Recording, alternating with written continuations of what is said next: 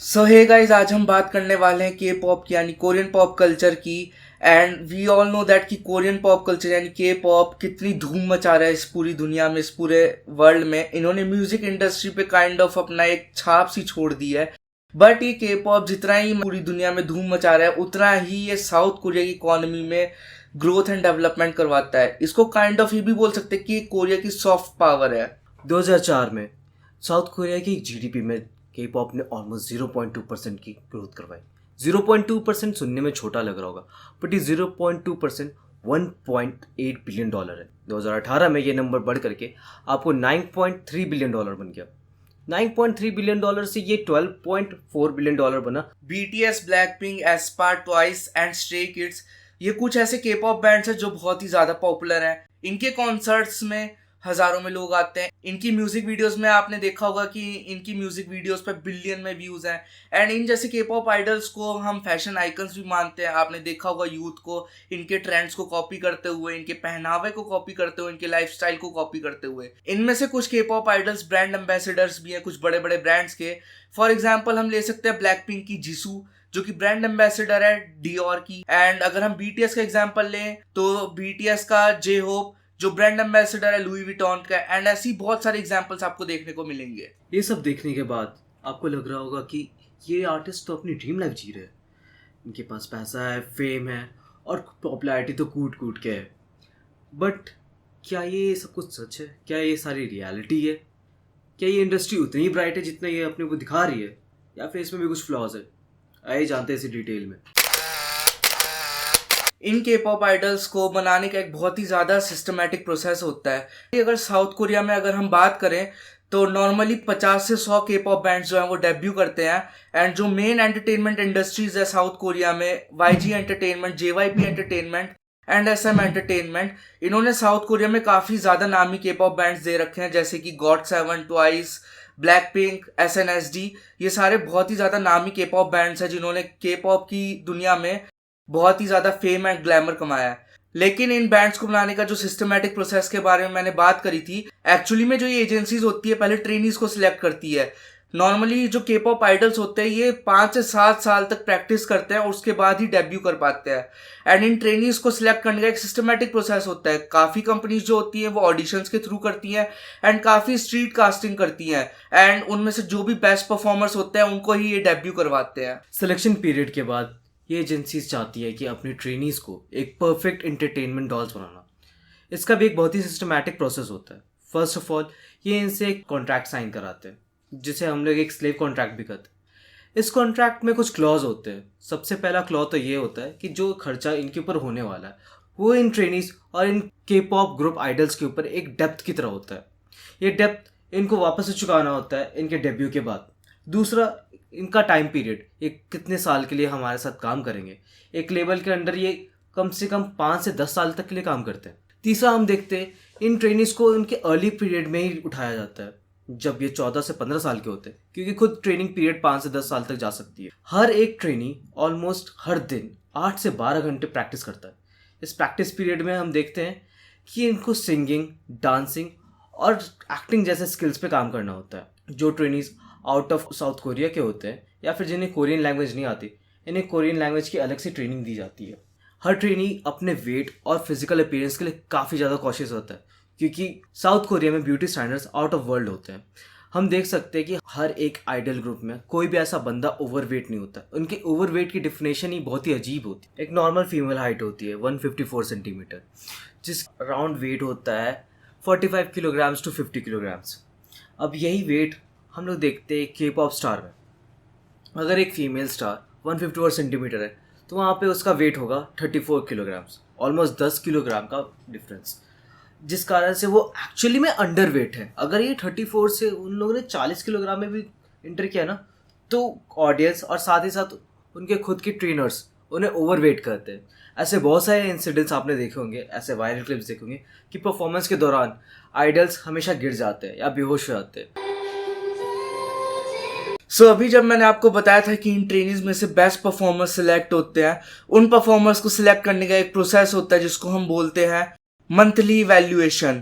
सो इस monthly evaluation में जो ट्रेनीज होते हैं उनको सिलेक्ट करा जाता है on the basis of their singing, rapping and dancing. So इस मंथली इवैल्यूएशन में हर ट्रेनी को हर महीने इवैल्यूएट करा जाता है, जहाँ पे एक बड़े से कमरे में जितने भी डायरेक्टर्स, प्रोड्यूसर्स, आर्टिस्ट एंड जितने भी लोग होते हैं रिलेटेड टू द एजेंसी वो सारे वहाँ पे प्रेजेंट होते हैं। एंड आपके जितने भी ट्रेनीज होते हैं वो दूसरे कॉर्नर पे बैठे रहते हैं ऑन द फ्लोर। सो हर एक ट्रेनी को बुलाकर उनको एवेल्युएट करा जाता है on the basis of their singing कि वो कैसा गाते हैं, वो इम्प्रूव करे हैं कि नहीं करे हैं। उनको डांसिंग पे इवैल्यूएशन मिलता है कि उसकी डांसिंग इंप्रूव हुई है कि नहीं हुई है, उसकी रैपिंग इंप्रूव हुई है कि नहीं हुई है। एंड इन सम केसेस उनको जज किया जाता है कि उनकी production ability, song making ability improve हुई है कि नहीं हुई है, उनके चार्म्स कैसे हैं, क्या वो अट्रैक्ट कर सकते हैं एक ऑडियंस को कि नहीं। सो ये मंथली इवैल्यूएशन ऑलमोस्ट सभी के लिए एक बहुत ही ज़्यादा डिफिकल्ट प्रोसेस होता है। इसके बाद कुछ ट्रेनीज जो होते हैं जो इम्प्रूव नहीं कर पाते वो एजेंसी जो है लीव कर देते हैं because they are not improving, और उनका डेब्यू करने का जो सपना होता है वो सपना का सपना ही रह जाता है। सो यहाँ पे फॉर्मर बॉय बैंड बॉयफ्रेंड के एक मेंबर मीनू का कन्फेशन है, जहाँ पे मीनू ने साफ साफ बताया कि एक चीज़ होती है मंथली टेस्ट हर महीने। एंड इन मंथली टेस्ट में कंपनी के जितने भी लीडर्स होते हैं वो डिसाइड करते हैं कि ग्रुप का कॉन्सेप्ट कैसा होगा एंड कौन सा पर्सन ग्रुप में जो है डेब्यू करेगा। और इस मंथली टेस्ट के लिए जितने भी ट्रेनीज होते हैं वो बहुत ज़्यादा ही मेहनत करते हैं। ये टेस्ट जो होता है एक बड़े से प्रैक्टिस रूम में किया जाता है, जहाँ पे जितने भी बॉस, डायरेक्टर्स और जितने भी मैनेजर्स होते हैं वहाँ पे प्रेजेंट होते हैं। कोचेस भी वहाँ पे रहते हैं, जर्नलिस्ट भी रहते हैं और दूसरे एजेंसीज के लोग भी वहाँ पे प्रेजेंट होते हैं, आर्टिस्ट भी होते हैं वहाँ पे। ट्रेनीज जो होते हैं वो एक बड़े से रूम में कॉर्नर में बैठे रहते हैं फ्लोर पे एंड उनको जज किया जाता है इतने सारे लोगों के सामने on the basis of there vocal, group vocal, individual dance and also group dance. And उनकी सम पर्सनल स्किल्स पे भी उनको जज किया जाता है। इस पर्टिकुलर टेस्ट के लिए जो ट्रेनीज होते हैं वो बहुत ही ज़्यादा प्रैक्टिस करते हैं एंड बहुत ही ज़्यादा मेहनत करते हैं एंड उनको वीडियो रिकॉर्ड भी किया जाता है इन पर्टिकुलर टेस्ट में। सो इतने हार्डशिप के बाद, इतनी प्रैक्टिसेस के बाद आपको लग सकता है कि ये एजेंसीज अपनी ट्रेनीज को बहुत ही खास तरीके से रखते हैं, उनको बहुत संभाल के रखते हैं। बट ऐसा कुछ नहीं है। ये अपने ट्रेनीज को एक साथ एक डॉर्म्स में रखते हैं। ये डॉर्म्स स्पेसेस होते हैं, छोटी छोटी स्पेसेस होते हैं। इन डॉर्म्स में ज़्यादा कुछ होता नहीं है। बंकर बेड्स होते हैं और ट्रेनीज के नेसेसिटीज़ होते हैं। बीटीएस अपने स्टार्टिंग डेज में भी ऐसे छोटे डॉर्म्स में रहते थे। सो अभी तक आपको लग रहा होगा कि जो ट्रेनीज होते हैं जब ये डेब्यू कर लेते हैं एज अ के पॉप आइडल इनकी लाइफ ठीक हो जाती है, बट ऐसा कुछ भी नहीं है। इनकी लाइफ ज़्यादा अच्छी नहीं हो पाती है जस्ट बिकॉज की जो कंपनीज होती हैं जब भी इनसे कॉन्ट्रैक्ट साइन कराती हैं इन ट्रेनीज से फॉर 5 to 10 years, ये कॉन्ट्रैक्ट एक्सटेंड हो जाता है जब ये डेब्यू करते हैं as an K pop idol for another 5 to 10 years। And इन सम केसेस लाइक जो SM एंटरटेनमेंट होती है वो ये कॉन्ट्रैक्ट और ज़्यादा एक्सटेंड करा लेती है, 10 सालों से भी ज़्यादा तक एक्सटेंशन हो जाता है इन कॉन्ट्रैक्ट्स का अगर हम SM एंटरटेनमेंट की बात करें, क्योंकि वो चाहते हैं कि वो अपने आइडल्स को ज़्यादा टाइम तक अपने पास रखें। के पॉप आइडल्स का डेट करना कोरियन ऑडियंस को बिल्कुल भी पसंद नहीं है बिकॉज कोरियन ऑडियंस ऐसा समझती है कि जो के पॉप आइडल्स है उनको बिलोंग करते हैं और इसकी वजह से के पॉप आइडल्स को उनके ग्रुप से एंड उनकी रिस्पेक्टिव कंपनी से तक निकाला गया है। फॉर एग्जाम्पल हम ह्यूना एंड डॉन का देख सकते हैं। जब ह्यूना एंड डॉन ने अपना रिलेशनशिप पब्लिकली रिवील करा था तो उनको उनकी रिस्पेक्टिव कंपनी से निकाल दिया गया था। यही केस हम देख सकते हैं SM आइडल्स में।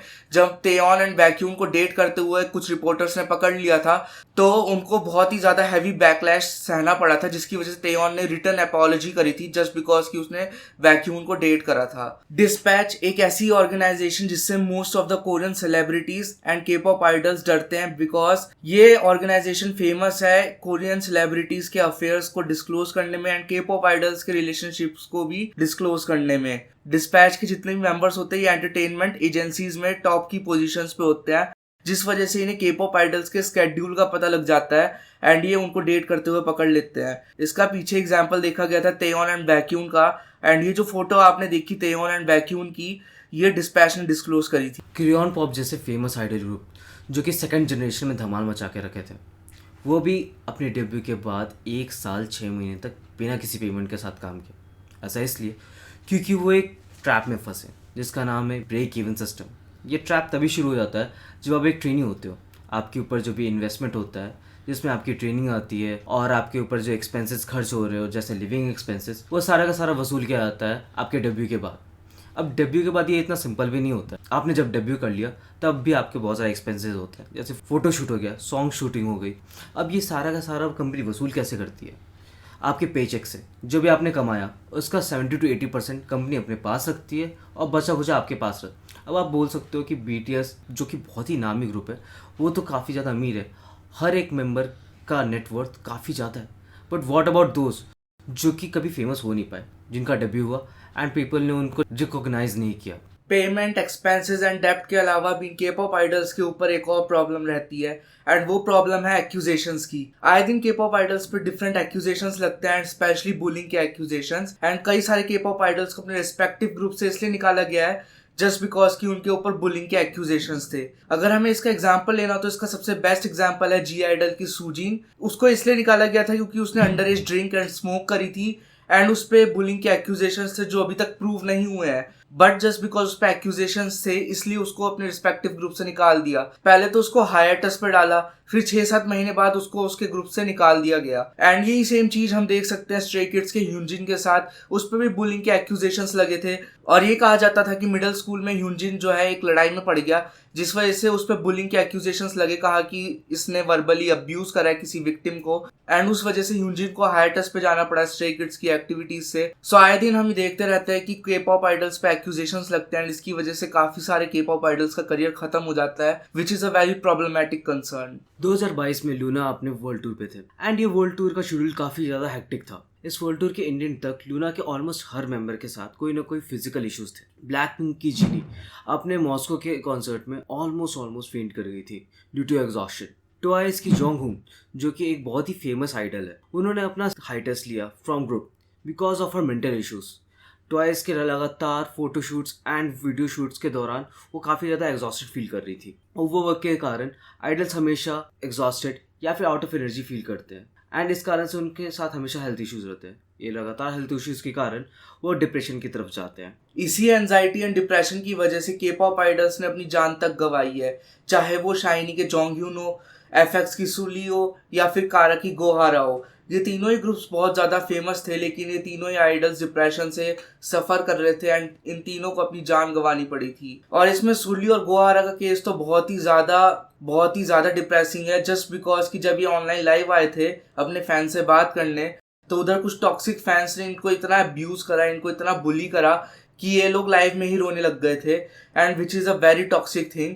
अगर के पॉप की ब्राइट साइड है तो उसकी डार्क साइड भी बहुत ज़्यादा टॉक्सिक है। अगर हमें के पॉप का ग्लैमर दिखता है तो हमें उसकी डार्क साइड भी देखनी चाहिए, कैसे ये आइडल्स डिप्रेशन एंड एंजाइटी का शिकार होते हैं and in anxiety and depression की वजह से इन के पॉप आइडल्स को अपनी जान तक गंवानी पड़ी। कुछ फैंस तो इतने ज़्यादा ऑब्सेस हो जाते हैं के पॉप आइडल्स से कि ये उनकी प्राइवेसी तक को हर्ट करते हैं, इनको सैसैंग बोलते हैं एंड ये बहुत ही ज़्यादा टॉक्सिक फैंस होते हैं जो के पॉप आइडल से ऑब्सेस्ड हो जाते हैं। इनको लगता है कि के पॉप आइडल इनका पर्सनल एसेट या कोई पर्सनल सामान है। और आपने ये केसेस देखे होंगे कि कैसी ससैंग फैंस जो है ये के पॉप आइडल्स के होटल रूम्स में घुस जाते हैं, ये उनकी फ्लाइट की डिटेल्स मालूमात कर लेते हैं एंड एयरपोर्ट पर आके उनको हरास करते हैं एंड ऐसे बहुत सारे केसेस हैं। सो आज के लिए बस इतना ही। इसके अगले पार्ट में हम बात करेंगे the infamous burning sun scandal के बारे में जिसमें काफ़ी सारे के पॉप आइडल्स और काफ़ी सारे नामी स्टार्स इन्वॉल्व हैं। तब तक के लिए वीडियो को लाइक करना एंड चैनल को सब्सक्राइब करना एंड आपको मिलते हैं अगले वीडियो में। तब तक के लिए बाय।